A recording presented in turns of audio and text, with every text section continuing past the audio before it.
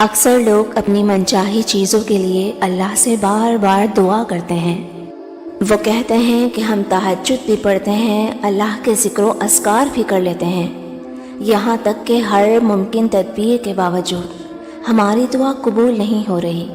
اللہ تعالیٰ قرآن پاک میں خود فرماتا ہے کہ جب میرے بندے مجھ سے میرے بارے میں پوچھیں تو انہیں بتا دو کہ میں ان کے بہت قریب ہوں، اور جب وہ مجھ سے رجوع کرتے ہیں تو میں انہیں ہرگز خالی ہاتھ نہیں لوٹاتا۔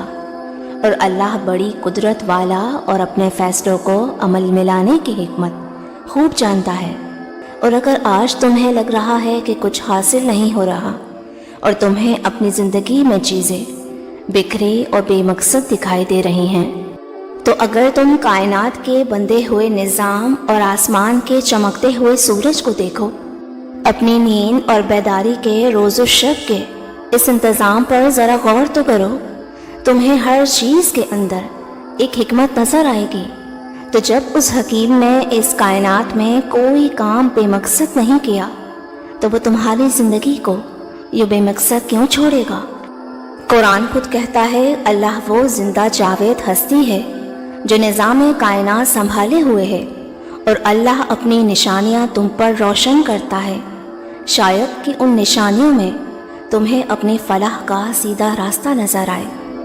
اور اگر تمہارا دل شدت سے کسی ناممکن دعا کی قبولیت کا منتظر ہے تو یاد رکھو کہ جن معاملات سے تمہاری قریب ترین دلچسپیاں وابستہ ہیں تم تو ان کے متعلق بھی کوئی علم نہیں رکھتے۔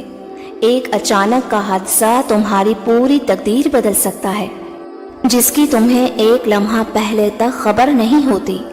تو پھر تم اپنے معاملات بھی اللہ ہی کی تدبیر اور اسی پر بھروسہ کیے رکھو، کیونکہ جب ساری امیدوں کے سہارے ٹوٹ جاتے ہیں نا تو اللہ وحدہ لا شریک کے سوا کوئی نہیں ہوتا جس کا تم دامن تھام سکو۔ اللہ تعالیٰ قرآن پاک میں خود فرماتا ہے کہ یہ لوگ اپنے اوپر اڑنے والے پرندوں کو پر پھیلائے اور سکڑتے نہیں دیکھتے، رحمان کے سوا کوئی خدا نہیں جو انہیں تھامے ہوئے ہے، اور وہی تو ہے جو ہر چیز کا نگہبان ہے۔ جانتے ہو وہ کون سی چیزیں ہیں جو ناممکن دعا کی قبولیت میں سب سے تیز رفتاری کا کام کرتی ہیں؟ نبی کریم صلی اللہ علیہ وسلم نے فرمایا، اللہ کی نسبت ہمیشہ اچھا گمان رکھو، اور گمان کوئی معمولی چیز نہیں۔ ہر آدمی کا گمان اس کی سمجھ، اس کے علم اور اس کی معرفت کے مطابق ہوتا ہے۔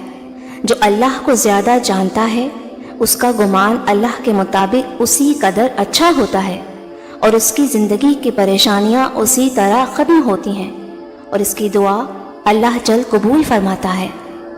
اور اگر تم دن رات اللہ کی رحمت کے امیدوار بن کر اس کی قبولیت کے منتظر ہو تو جان رکھو کہ جن لوگوں کا اعتماد اور بھروسہ اس کی رہنمائی اور مدد پر ہو تو اللہ ان کا یہ بھروسہ ہرگز غلط ثابت نہ کرے گا، اور وہ ان کی ہدایت کے لیے بھی کافی ہے اور ان کی دستگیری کے لیے بھی۔